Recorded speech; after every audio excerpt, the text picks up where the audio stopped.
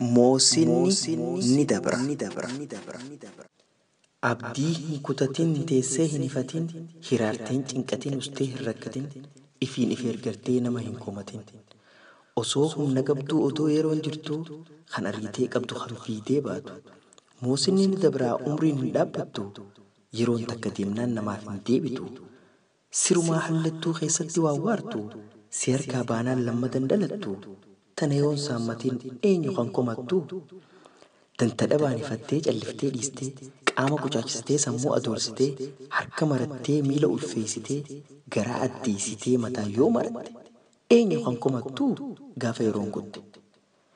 Jahan fayyaa si harka jirtii sumaan ajajamtii kayyi tattaafadhu malli kan abbaatii abbuma qabatti.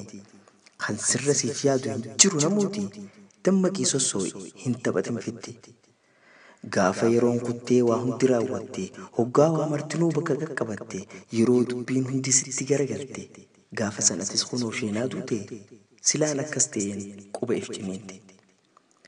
Kan iraanni shummoo yeroon irra kaayyataa okkotee beelaa abbaa jala shidataa yooniif tattaafattee waayyaatti argatta if dagattee muynaan hirriibni siin kuta.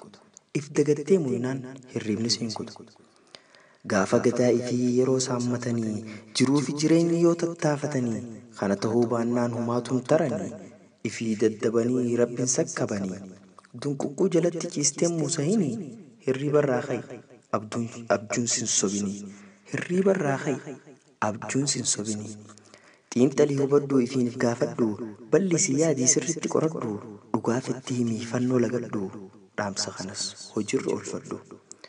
Yaa bumee dhagahii hin didin namanaa himan diddeen booddeen isii sheenaa gowwoomanii hafuun abbumaaf salphina kunoo sitti gabaa gorsi kiyya kanaa.